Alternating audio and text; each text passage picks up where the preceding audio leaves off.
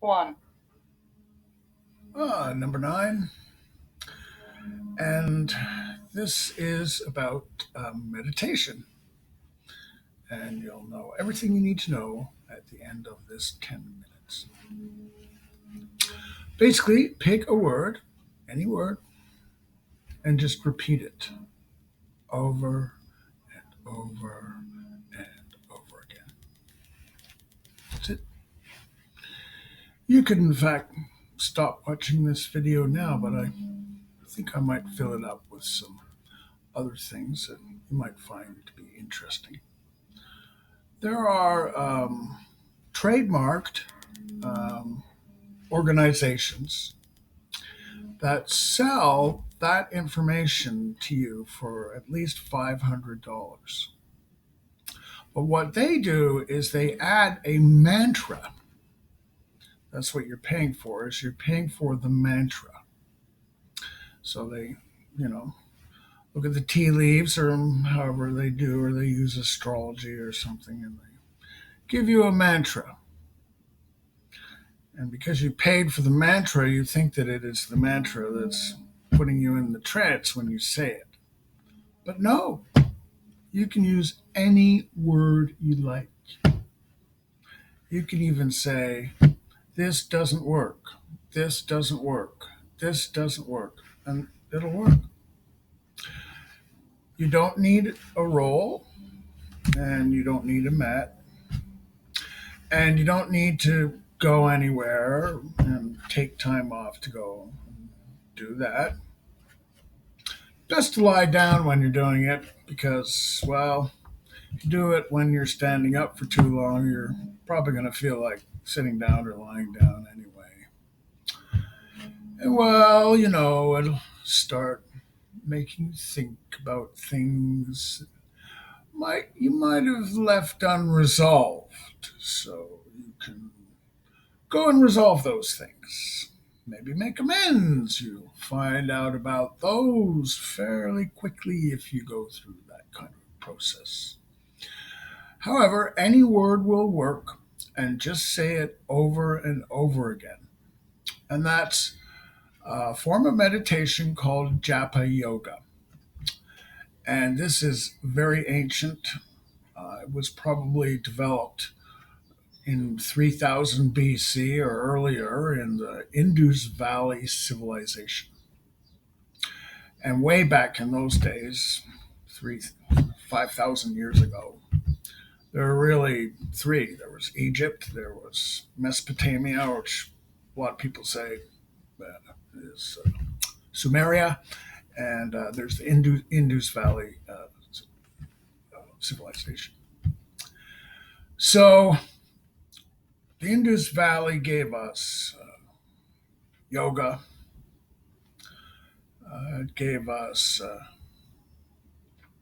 Hinduism, and gave us Buddhism. So it's very important component of philosophy in general. And the source language is Sanskrit, which is very difficult. And because it's so old, they might be looking at situations back then that weren't too relevant to now. So you kind of want to take that particular snippet of wisdom and think, how can I use that today? Or difficulties in interpretation of what the translation actually meant, because you sometimes have interpretations that are passed on from person to person, and person they get exaggerated a little bit. Oh, it's 30. Oh, almost 50. Oh, there's at least 50. Oh, 75. Oh, wow, that sounds like about 100. Yeah, that's right. Oh, 150. Wow, yeah, that's a lot. Hundreds. Oh, there had to be at least 499. Yeah, so that tends to happen as well. And I think what happens is that because you're repeating the word, your brain is starting to ignore the fact that the word is being said at separate times. And it's kind of thinking that all the times that you're saying the word is the same time, even though it knows that it's not, but you're kind of just leveling yourself down. and you're starting to get more into theta waves and delta waves, which are more relaxing, generally speaking, and allow you to work on your emotional plane and develop your intuition even more. And you are, also from that perspective, often able to look at your own being kind of almost separately and kind of go back from it a little bit and look at your life and ask yourself, why am I going this way when I want to go that way, or why am I stuck here? Um, and it's really something you do when you need to, and it helps you collect your thoughts when you're trying to think of something new to do. It's very beneficial. It slows you down, makes you rest for a little while, and it can be done anywhere. It's beautiful. You just and you can say it very quietly. People don't have to know you're saying it, and you just say the word over and over and over again. Now, I don't know why it works really. Maybe that's one reason why the brain kind of ignores the time in a strange kind of a way. Maybe it's also because for thousands of years we um, had to do repetitious work under pretty dismal conditions for very little compensation.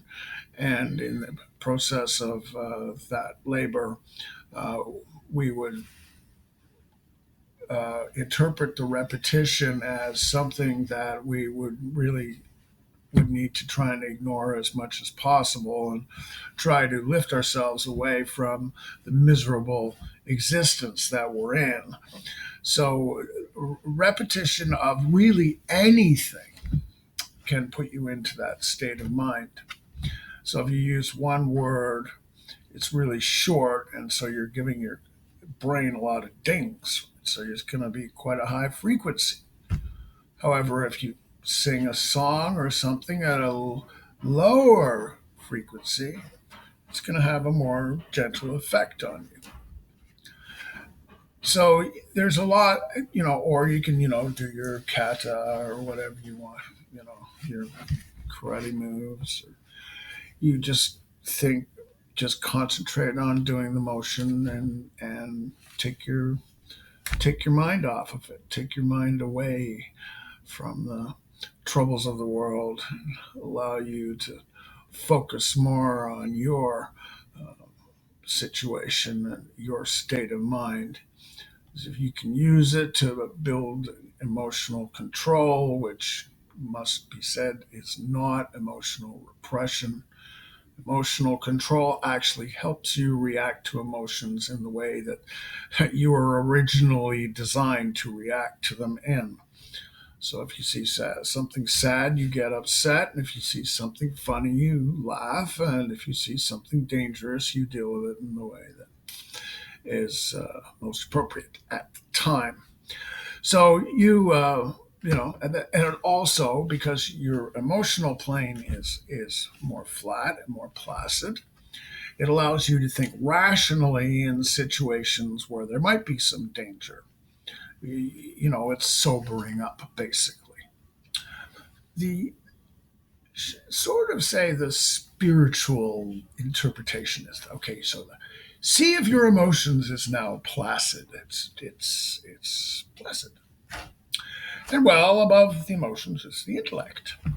And you sort of made that quiet. So the light comes up and reflects off of the sea of the emotions. And that light that reflects off of that pool is what you see in the future, your intuition. Now, I like to write it off mathematically as that, well, I'm just pretty good at multiplying matrices in my mind, and I think that there's the biggest probability that is going to happen if that happens. And you don't want to do that because it's not going to work. And how did you figure that out? Oh, just forget about it. I don't even know how I figured it out, but I know there's a logical reason why you shouldn't do that. Anyway, meditate away.